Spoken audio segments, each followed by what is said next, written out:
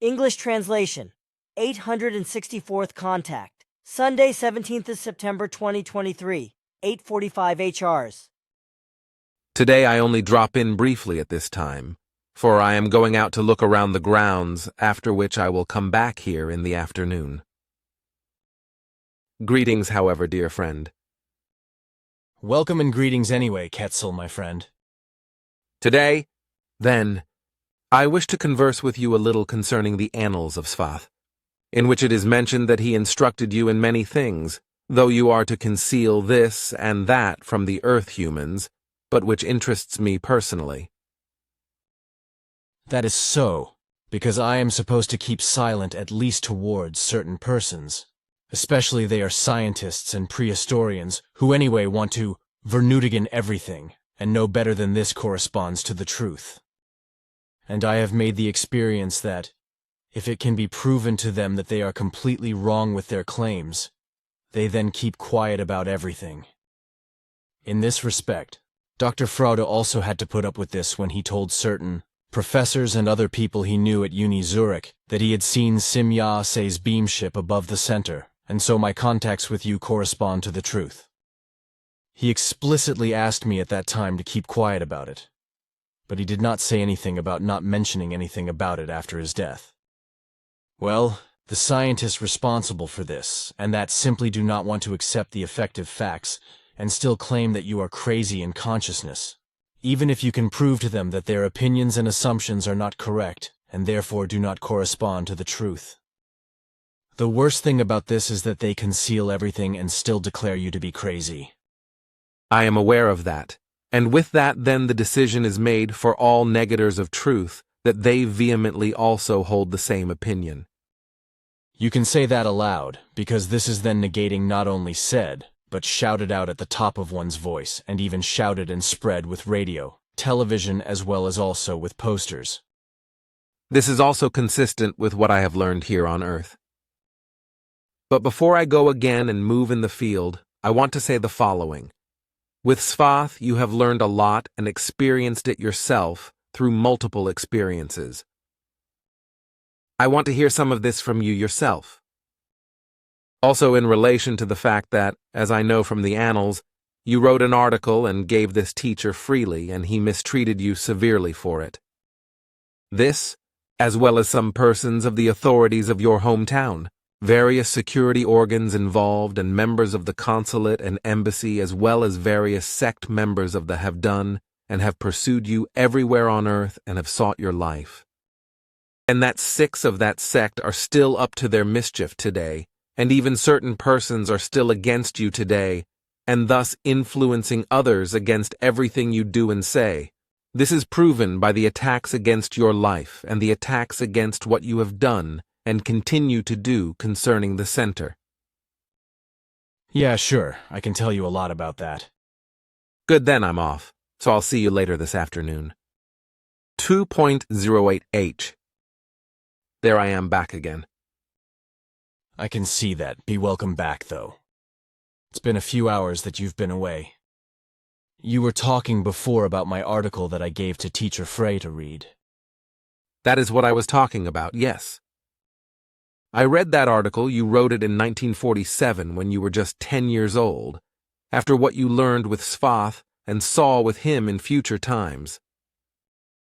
It was very remarkable even then that you were so educated by Svath's teachings and your experiences that you surpassed many adults with your intellect and reason. That was nothing special after all. Through learning and experiencing with Svath, it was only natural. You say that? But what you wrote then was not simply the work of a 10-year-old, because I don't remember word for word exactly, whereas but when I think about it, it really couldn't have been otherwise. If I could recite some things from memory, I would, but that is not possible for me, which is why I don't want to begin by recounting what I still remember in a long-lasting and impressive way, so to speak, because it seems better to me that I recall everything and read it out to you, which you will then probably remember what you wrote back then. Just a moment, please. Here then, but I'll leave out the beginning, because it is not important, but the following is that different mistakes of a group of persons or of a community, as also in family counseling, etc., lead to the fact that in many cases everything ultimately leads to a correct or wrong decision and to a correct or wrong solution, that is clear. This is particularly the case with swarm behavior, as I call it, because that is what Svath called it, which occurs with all living beings and is therefore also the case with human beings. Consequently, a decision and a solution emerges from all their thought processes. For example, perhaps through purposeful mediation.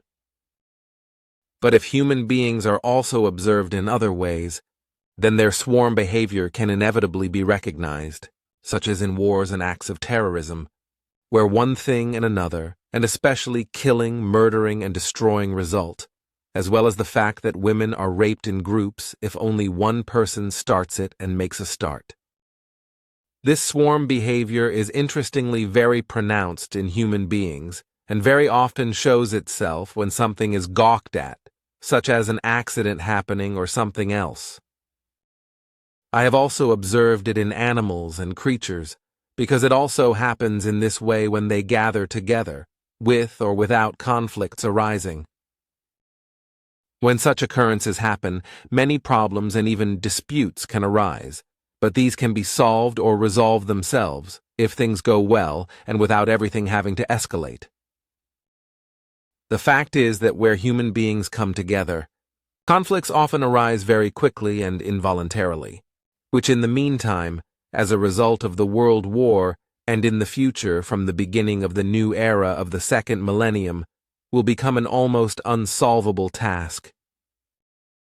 Namely, from then on everything will degenerate more and more, and that is because Earth humans, through the much too rapid development of all things technical, as well as generally and through a renewed emergence of religious and thousandfold worldly forms of belief, will more and more give themselves over to unfree, unhealthy as well as dependent faith-laden thoughts, and will only phonetically recognize reality and its truth. Word for word, reality and truth will be disregarded by any kind of faith, as a result of which any recognized correctness will be misguided, and only nasty power struggles, wars of the roses, or other highly contentious situations will arise. Through these, however, respectful and appropriate dialogues will arise only very rarely if ever, for if the human being negotiates with his neighbor in any matter and deals with him unfairly, then a binding and functioning solution can never be found. Thus children will even kill and murder children, just as adults will do this more and more, and the crimes in this regard will reach unimagined heights.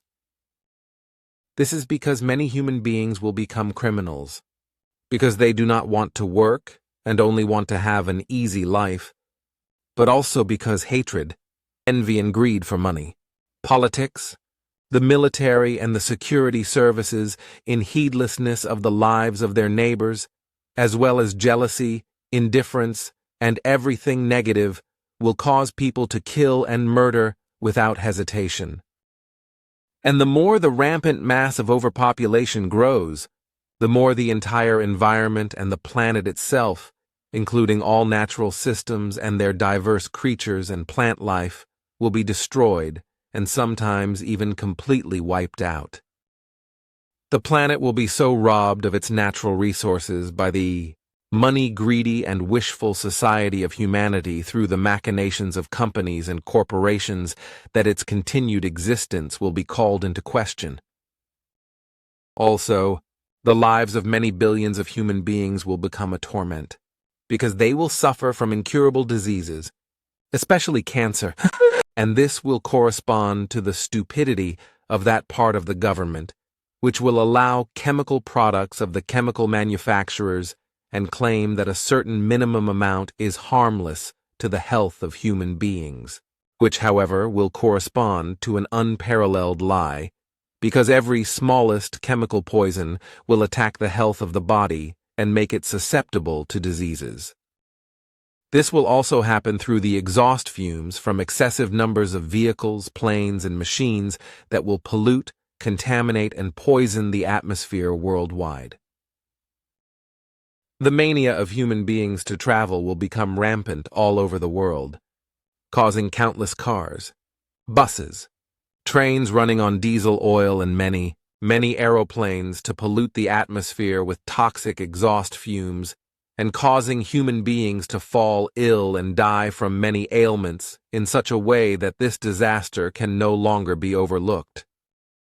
In any case, the consequences will be more and absolutely devastating, because they will not only cause lasting frustration among human beings, but the whole thing will lead to an unstoppable worldwide ruination and to manifold evil, nasty, and unstoppable catastrophes. Everything will draw a lot of energy and strength away from the human beings, just as reason and rationality will rapidly dwindle, with the result that great disasters can no longer be averted. It will not be considered that only rampant overpopulation will be to blame for all the emerging and destructive misery on the planet. On nature as well as on the animal world, the plant world, and the ever-increasing prevalence of many diseases of the human beings. Lowly, intelligent, and brazen demonstrations are held against environmental pollution, etc., but all the stupid and senseless demonstrators will not realize that rampant overpopulation is to blame for the fact that everything is being destroyed all around, and consequently humanity must be drastically reduced. And this can humanely only be done by implementing a controlled birth stop, until Earth's humanity is only about 500 million, which is also what the Earth is designed for, which can easily feed and sustain this number of human beings.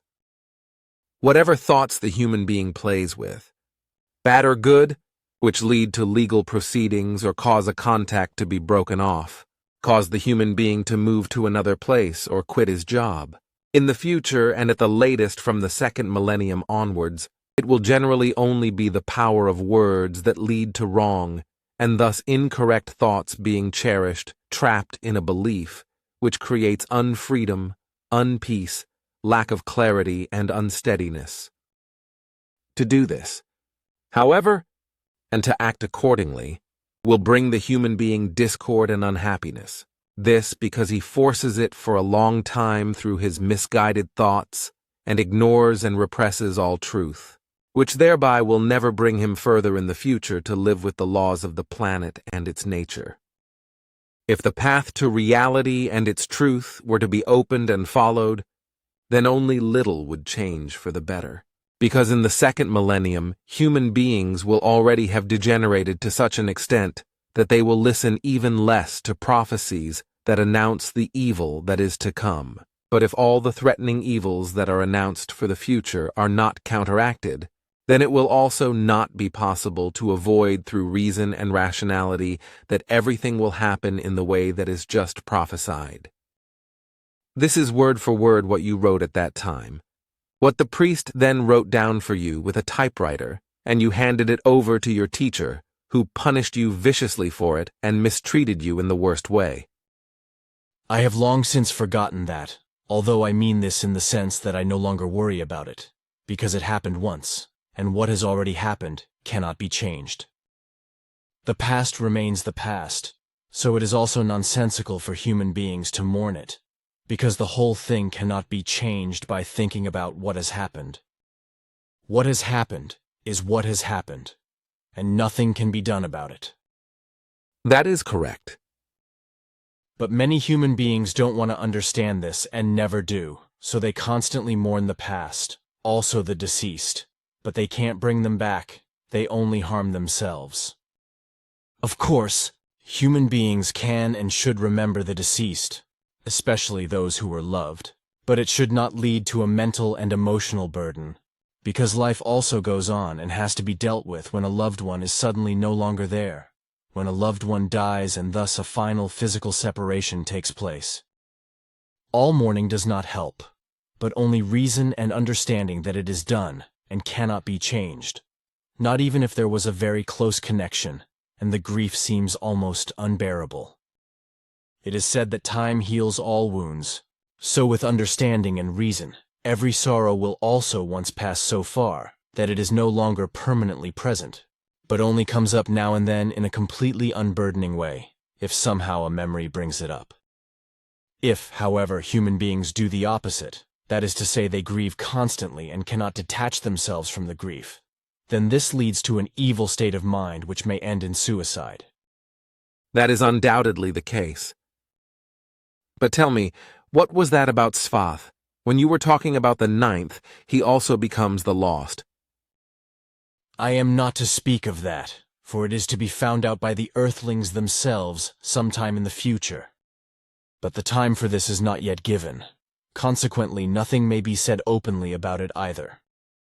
Svath explained again and again that we must not anticipate what the Earthlings have to find out for themselves, and that this exploration is still a long way off, especially because the ninth or the disappeared. That's clear, because that is illusory anyway, because the primitive rocket technology of the Earthlings. But to say something concrete about that should really be avoided because... That is true, but as I am aware... Well, what the foreigners know about it, I don't know, but Ptah told me that they know about it. But they are not supposed to know anything about the Giza intelligences, because these have always remained hidden from the foreigners, because they have kept back from them, just like the Pleiarans. Furthermore, what I also recently learned from Ptah, they were from the Ankar universe and came from there to Earth. This because they destroyed their home planet themselves in their evilness, which is why they came here by the old route. Meanwhile, since being taken away and brought back, they are free, but inaccessible to flight technology on a world of the Pleiarans Federation, and under constant supervision. Consequently, they can do no more harm. Ptah explained that their viciousness has not diminished. Consequently, they are still of the same mind as before. I'm aware of everything in this regard. I think so, for it was a Pleiaran's action when these heinies were taken away, which also the foreigners could not perceive, as Ptah said. Consequently, they never knew anything about you Pleiarans, and also about the heinies in Giza and their evil machinations. Perhaps they know, however, that the pyramids are many thousands of years older than Earthlings claim, but that is not really important. The fact that they were built in a different way than, for example, elsewhere whole villages and cities were built with correct bricks, which are still produced and used today, as they were 12,000 years ago and so on. That is a peculiarity, as is also the case with the giant stones, which not only weighed many tons and some of which weighed well over 1 in 200 tons and were cut to size with such millimeter precision that not even a hair could be poked between them when they were put together. This should actually give the archaeologists pause for thought, but it doesn't, because unfortunately they don't want to know the truth, but indulge in fantasies. In any case, Ptah explained in this regard, I mean because of the Giza intelligences, that the foreigners really had absolutely no knowledge that they, that is to say you Pleiarans, were on Earth at all and had been since time immemorial. Your locating technology defense is such, as Sim-Ya-Se already explained, as Ptah also confirmed, that you can never be located with the best equipment and devices in this respect, not to mention earthly attempts of this kind. Our military is also incapable of this, because all earthly tracking technology is still so primitive that it is pointless to even talk about it. It is true that attempts are made again and again to locate you, or even to get hold of you, but this is as pointless as if water were carried into the Rhine to make it overflow. There is even photographic evidence that the surveillance is actually taking place, although everything is denied through all the grounds. As also the fact that back in Maiwinkle, a jet fighter followed Sim-Ya-Se for about 10 minutes, as she visibly circled around for a long time with her beam ship, and then simply disappeared, and that after I was still able to take a photo, whereby I was able to photograph Sim-Ya-Se's beam ship and the jet fighter together. I'm also familiar with that. Of course, you know a lot of things. Here, I have what Bernadette has painstakingly compiled and listed regarding how many A4 pages I have written so far over the years regarding the mission. That is interesting. But it does not include that which you have written for us, and which comes to us directly and automatically from your computer and is not recorded on your device, so that it cannot be read without authorization. Your work in this regard is supervised and processed by me personally, as I have been instructed to do. Your work in this regard, as I know exactly as a result of my work, since 1975 up to the present day, comprises 26,412 A4 pages, as you call the format of the writing pages. That is not exactly a masterstroke when I think that it took me about 50 years to do it. In that time, I'm sure someone more accomplished would have managed a lot more. That is certainly not the case, because first of all, you only started with your computer work in 2001, although until then you worked with a typewriter. You also earned a living for your family as a security guard. And then you were also always busy in other ways, like you were busy setting up the center afterwards. I do, but I still find, oh well, talking does not do any good anyway. So here are Bernadette's lists, which she had to spend a lot of time and effort on.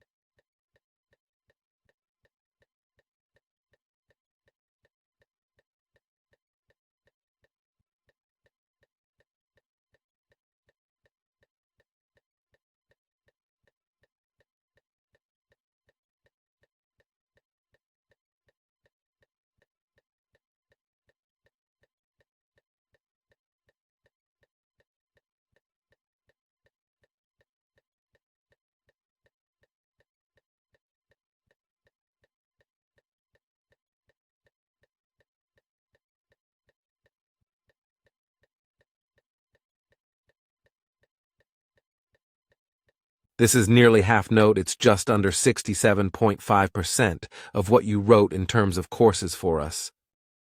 That may be, but certainly, and I want to say this again, that is not a special achievement, just considering that the whole thing has taken about 50 years so far. I know that, but your efforts are still an extraordinary achievement. Whatever you say, at least I don't think so. And besides, I don't want to argue with you about it. There would be no point in that either, and besides, I know you like to work. Consequently, you don't realize what you are actually accomplishing in that regard. Fiddle-dee-dee and stop with your adulation. I don't like it at all. You'd better tell me what you mean by explaining something to you for once. Svath has mentioned in his annals that you have often dealt with animals, birds, and creatures of all kinds, and that you have a good knowledge of them. I am interested in this, and I would like you to pass on some of your knowledge to me. Whatever you say. Then I want to say something about it that might also interest those human beings who then read the discussion reports. Perhaps, yes, it will certainly be interesting for you when I speak of the language of animals, creatures, and other living beings of nature and say some things that are actually important for human beings to know and that they should be enlightened in this respect. So, Excuse me, but in addition, I would like to read out what you wrote in Teacher Lehman's natural history lessons, which was in a notebook that Svath took and left in his estate. At that time, he was allowed to do that, because at that time, no special precautions were required, as they had been raised and introduced in our country about 60 years ago, because many new pathogens were spreading on Earth and caused us Pleiarans to be more careful. yes, I am aware of that. Suddenly everything was then disconnected, as well as that consequently, the stricter precautions were imposed on Federation members as well. That was so, yes. We have been spared from the introduction of any pathogens as a result, and since then. But now I would like to read what you wrote at that time concerning what you mentioned about the languages of natural beings. At that time, you gave the whole of what you wrote a heading on Sunday, the 9th of January 1949. The language of natural life forms. If, as a result of his reason and intellect, the human being is so powerful of language that he can express himself specifically with certain words and say exactly that fellow human beings can clearly understand and grasp everything that is said and brought to him, then this does not only apply to the human being. In the same way, all animals, creatures, and all other forms of natural life also have languages, only that these are of a completely different nature than the language of human beings. It is given that every animal genus and every separate species, as well as every animal genus and every separate species, and therefore also every other genus of natural life forms and their species, each has its own language. In this, each genus and each species of natural life forms has its own language, which can simply be louder, whistling, chirping, hissing, roaring, snorting, cooing, barking, meowing, growling, or otherwise, depending on the genus or species of the life form in question. Thus, language is simply certain sounds, movements, and motions, etc., as well as the most diverse behaviors, which actually function as a normal means of communication in order to communicate with each other or with other and different life forms. Depending on what it is or is supposed to be, the corresponding language, that is to say, the communication, appears appreciative, friendly and good, or as dangerous, attacking, fear-inducing or rejecting, etc. Thus, in the case of natural life forms, such as oxen, cows, horses and pigs, or goats, sheep, chickens or geese, as well as, of course, lions, zebras, crocodiles or elephants, tigers, camels, and dromedaries, etc. Each has its own language, that is to say, means of communication, which corresponds to the life form. These languages, that is to say, means of communication, differ from the language of human beings in that, on the one hand, clear words for communication are consciously and clearly formed by the human being's intellect and reason, but also noises, sounds, facial expressions and gesticulation, etc., through which the human being can express himself in many different ways. This alone raises the human being above all other life forms, right up to the human-like ape being. All natural life forms, like the human beings, also have their own innate language, that is to say, possibility of communication, which also includes the so-called domestic animals. And depending on the type of life form, it is natural to expand this possibility of communication by means of a specific learning possibility. It is a fact that all living beings also have a certain intelligentum, with which they can train and thus learn through some circumstances, or through imitation, etc.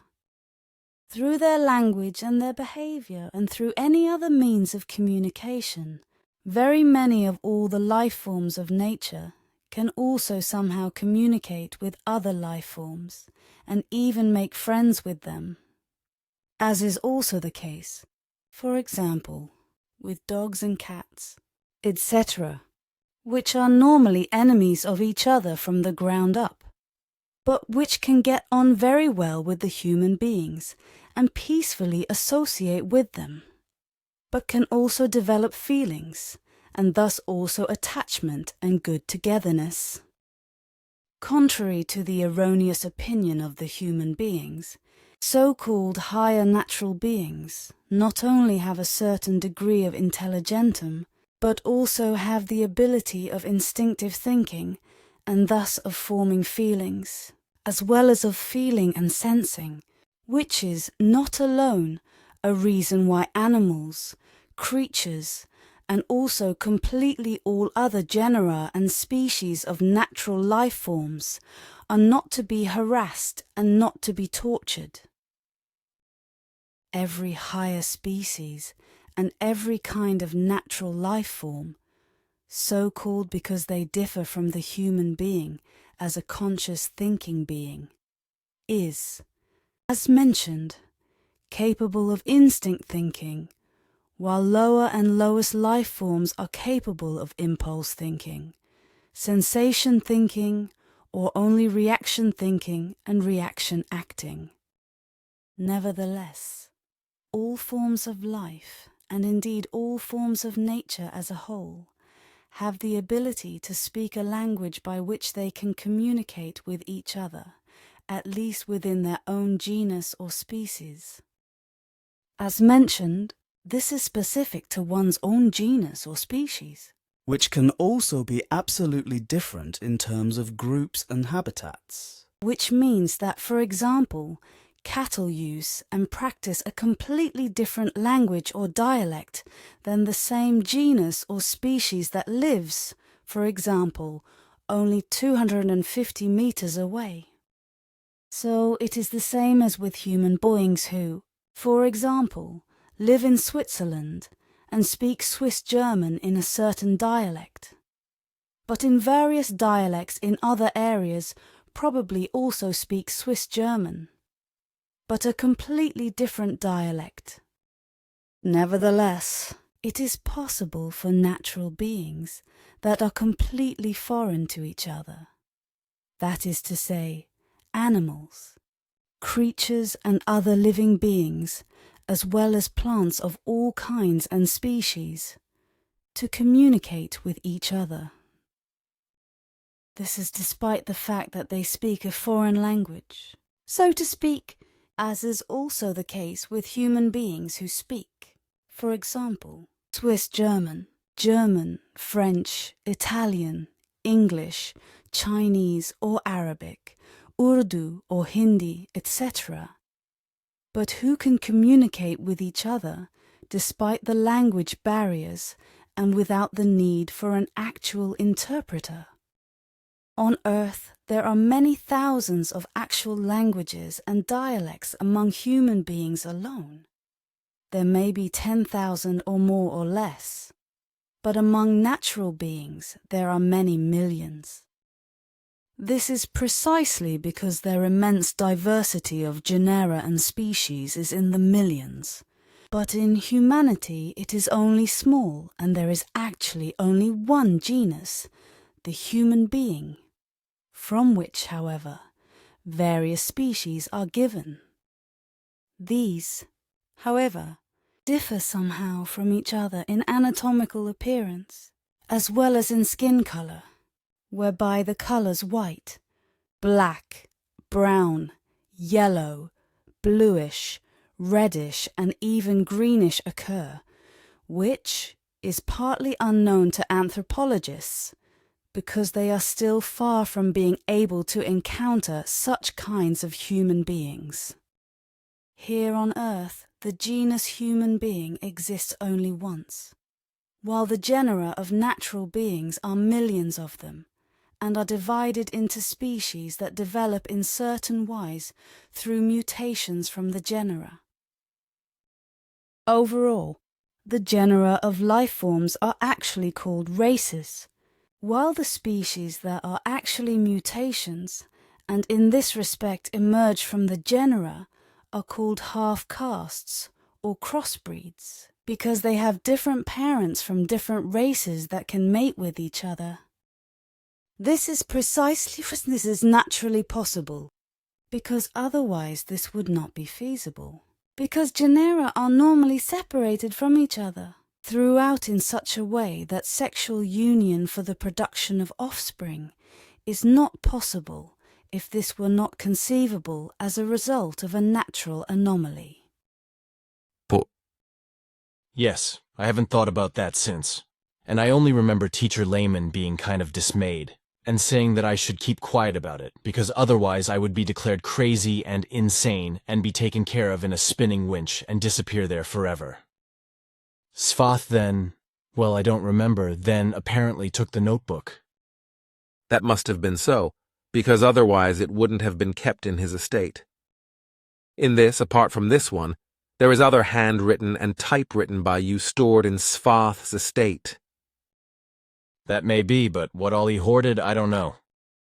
But you talked about feelings in your writing, and to elaborate on that would probably be not only important, but instructive.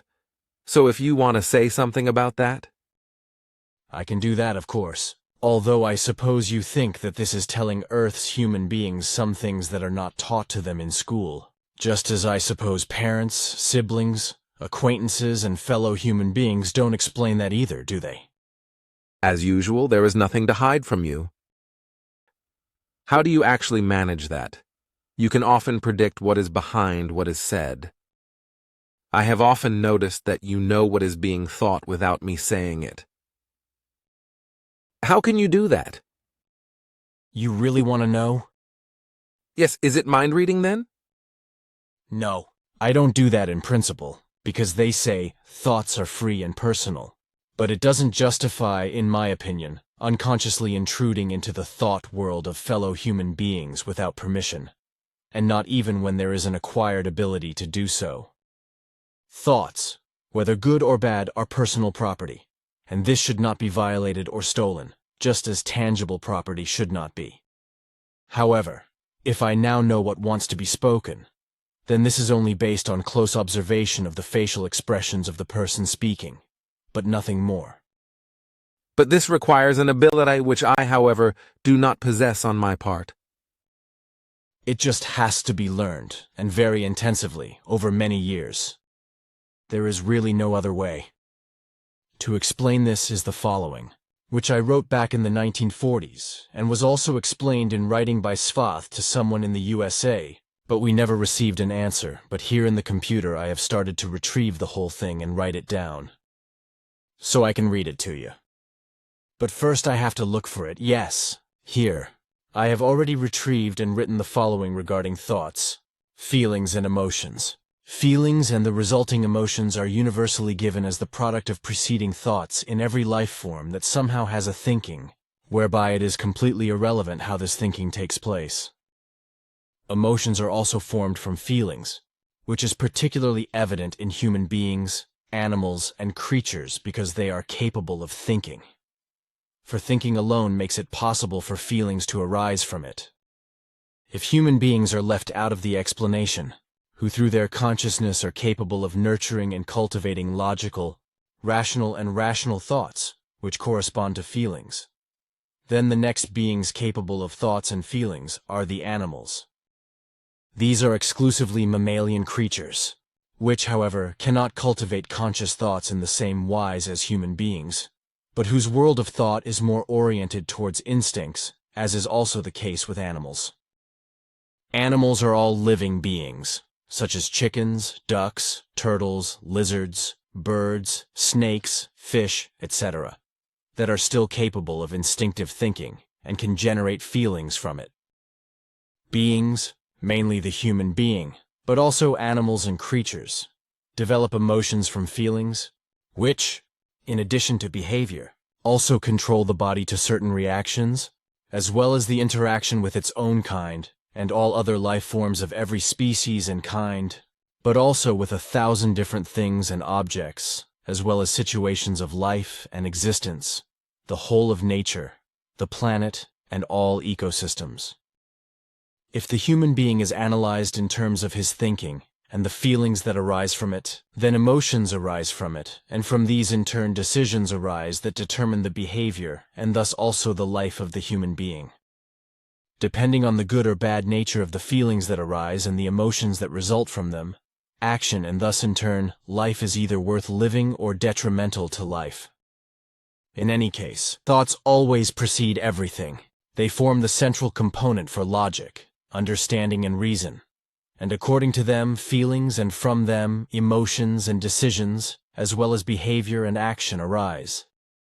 But thoughts and the feelings that arise from them, as well as the emotions that arise from them, are much more, namely, powerful evaluation systems that allow human beings to automatically assess many situations correctly, if their thoughts correspond to correctness, so that they can react quickly and also correctly. Feeling, that is to say, what human beings consciously experience as fear, freedom, joy, sadness, failure, and anger, is basically only the well-known tip of the iceberg of all that results from it.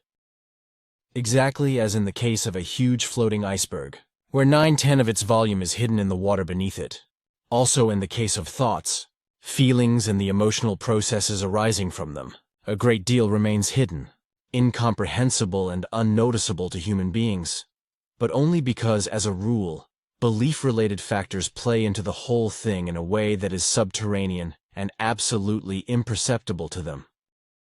The emotions that arise do not only concern the individual, that is to say, subjective experience, but they also include the physical reactions as a whole, which, through certain triggers, prepare the human beings for a behavior that moves them to act and work. For example, this automatically causes the human being's blood pressure and heart rate to rise when they see something that demands fear from them. But this improves the blood supply and thus also benefits the muscles, because the release of hormones results in an optimal energy supply to the muscles. The concentration that is directed towards the potential threat automatically prevents all thoughts from turning to other things, and instantly making the threat or open danger seem important. This in turn creates a very ideal condition for two options for action to appear immediately, namely to defend oneself against the danger in a flash, or to take flight. Every feeling creates a far-reaching emotion, which is also very comprehensive and focusing, and makes the life of the human being worth living, because in truth, an emotion is a central component of the human being's innermost life. But an emotion is much more than that, because as I said, it is a powerful evaluation system that automatically lets the human being assess many situations correctly when it is needed correctly, and thus also reacts quickly and correctly. Thoughts create a complex state of feelings, as well as a conscious subjective experience, which also triggers physical processes and behavioral impulses that then play an important role. It is typical for emotions that a wide variety of emotions appear, such as love, peacefulness, fear, anger, or dejection. It is also completely normal that physical as well as mental processes are coupled and thus influence the human being as a whole, and in extreme cases can even cast a complete spell over him or her. It is also normal that emotions arise from feelings, but whether these are then positively controlled or otherwise negatively and uncontrollably implemented is then solely the human beings acting according to their will. The feelings are therefore what the human being, as a rule, without thinking much, somehow experiences consciously, unconsciously as fear, joy, love, jealousy, hate, anger, freedom, or sadness, etc. The feelings that form into emotions are also normal. The feelings that form emotions inevitably make their way out in the form of visible facial expressions, the sound of the voice and behavioral tendencies, as well as gestures. Consequently, in this wise, the feelings and the resulting emotional state, which is also called state of mind, because obviously the feelings are also wrongly defined as mind, become recognizable, because the emotional emergence of the human being lives everything outwards and is perceived and witnessed by fellow human beings. We are talking here, for example, about expressive language and a behavioral component of expanding forms, and this aspect in particular is already in the term X itself, and says in a meaningful way that it is a movement outwards. The fact that the emotion created by feelings gives way, from the inside to the outside, and then manifests itself, is something that human beings very often only become aware of afterwards, if this is the case at all. How exactly and precisely the individual components of the emotional processes are connected is given by the feelings. Because of course the thoughts must precede them first, which are fundamentally the factors that ultimately cause everything. Consequently, without thoughts there are no feelings, just as without feelings there can be no emotions, and from these in turn no impulses, actions, and behavior can arise. Certain areas of the brain are involved in everything, generating and controlling neurobiological processes, although emotions are so complex and multifaceted that they can hardly be generated in a controlled manner. In addition, not every human being reacts in the same way to certain situations, which in itself creates a wide variety of problems in being able to classify emotions into a certain scheme. It is difficult for human beings alone, as those affected by emotions, to be able to perceive them as a whole, because they are already unable to define their feelings, and they are also unable to comprehend the origin of them, namely their thoughts that precede everything. For this reason, the human being often perceives the whole process only very diffusely. This is especially the case when the feelings go uncontrollably crazy and no clear and striking insights are possible anymore, because they are no longer perceived correctly and are just diffuse. Feelings and emotions arising from them do bring variety into life, and every human being actually knows what thoughts and emotions arising from them are. But as a rule, these cannot be defined as what they actually are in terms of their values and in terms of their effects. It is also not understood that emotions do not arise and manifest themselves before feelings, but that it is exactly the other way round, namely that certain feelings are first created out of certain thoughts, and only from these do the emotions then develop. Feelings and the resulting emotions are not always good and beautiful, positive and peaceful, but also bad, negative, and even deadly. But if the human being tries to lead life without thoughts, feelings and emotions in a strictly objective and rational way, he will never succeed. Because without thoughts, without feelings and emotions, he could not live and would be as good as a dead living being. The human being would be an illusory being without compassion, and his existence would be only an illusory human being and as empty, as it would also be completely meaningless. Practically everything that makes him unique as a person would also be lost, as in the fact that his personal life story would also be null and void.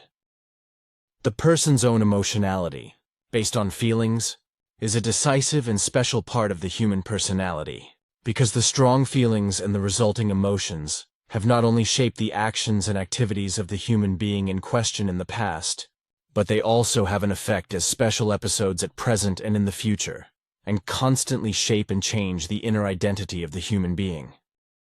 This is, so to speak, a personal experience that shows that the human being really does change in the course of his or her life, which may be for the good or the bad, depending on how the human being aligns himself or herself.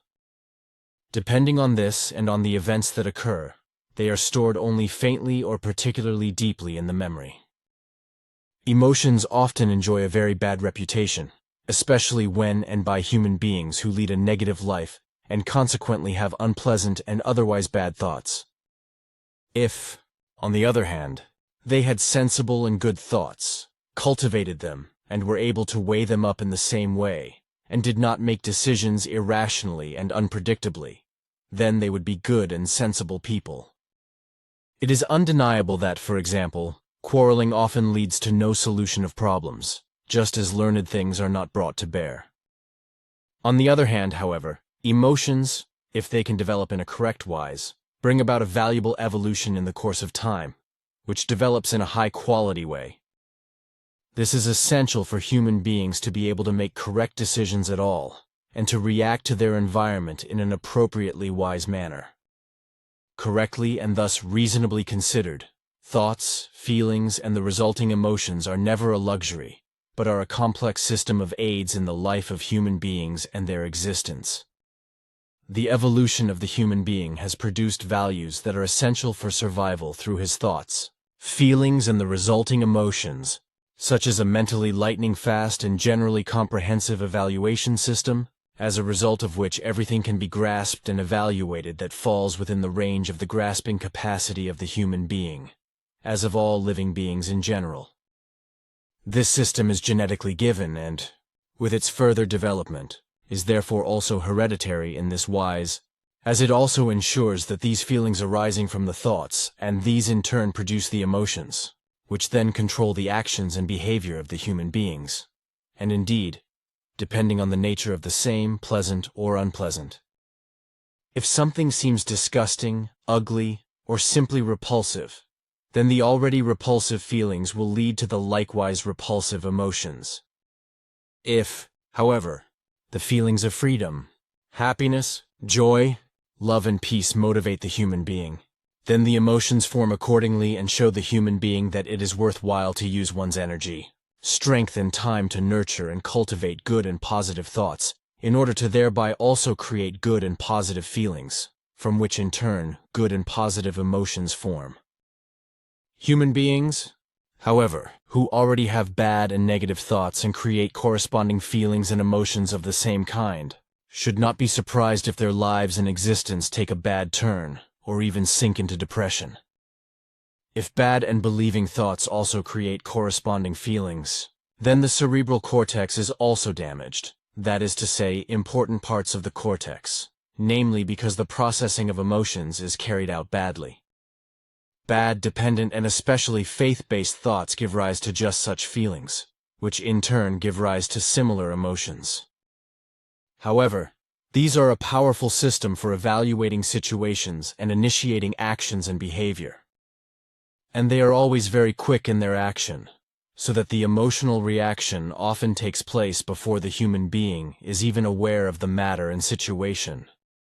This is to say nothing of even thinking about it. This is because the emotional circuits in the limbic system are able to prepare an initial assessment and evaluation of what is coming, even before the comparatively slow-working higher cortex areas and the feelings arise, which spread and evolve into the emotions that form from them. The feelings are very important and promote the human being's emotions from them, whereby the processes prove to be somewhat different from correctness than science claims, and they also show what moves and guides the human beings in life.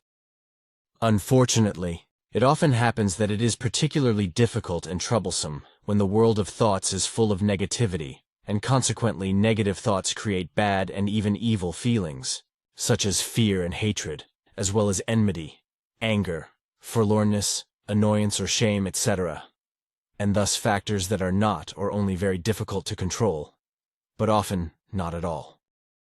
This is especially the case when the human being is treated unfairly or feels this way, but also when something is embarrassing to him, such as a reprimand and the like, or a stupid answer, accusation, allegation, and so on. Very often, human beings do not know how to react to such stupid statements or stupid accusations, etc., so they become embarrassed, ashamed, or angry. Thoughts, the feelings that arise from them, as well as the emotions that inevitably arise from them again, are very important instruments for communication, and emotions in particular have a central function for social interaction. A large part of human communication takes place, even if often only unconsciously, through the transmission of emotions with regard to the expressive component, that is to say through facial expressions and gestures, that is to say body language and tone of voice. In this way, the human being can adjust to his or her counterpart before the latter is able to express his or her concerns in words. On the other hand, even in large gatherings of people are able to perceive at lightning speed where important things are happening and whether it is worthwhile to participate or to keep away because danger may be imminent. How much verbal communication is important, however, that this social communicative component functions at all, can be perceived, for example, in those human beings who suffer from autism, because these are beings who are afflicted with a developmental disorder that acts like a kind of illiteracy and are dependent on help with regard to the recognition of non-verbal emotion mediations and behavior. This is because these human beings can only understand other human beings through their emotional expression of them. Consequently, they tend to live a life strongly withdrawn from the environment, This is, however, only one of many emotional disorders that occur in human beings and fundamentally affect their private, social, and professional lives. The human capacity for thought and self-overestimation and self-exaltation influence all actions and behavior and, in general, all cognitive processes of the majority of the Earth's population. This also affects all bodily functions, mainly heart rate, blood pressure, and sweating, which are controlled by the vegetative, that is to say, autonomic nervous system and hormones. Finally, through thoughts, their feelings and the emotions that arise from them, facial expressions, gestures, as well as the sound of the voice, but also the actions and behavior of human beings, whereby the emotions inevitably find a way out, especially through speech, action, and behavior, and make themselves audible through the voice and visible as a result of facial expressions and manifesting through action and behavior. That should be enough for today. However, I still have something that particularly moves me, and which I want to discuss with you in a brief way. If you... Of course, that is not a question. So,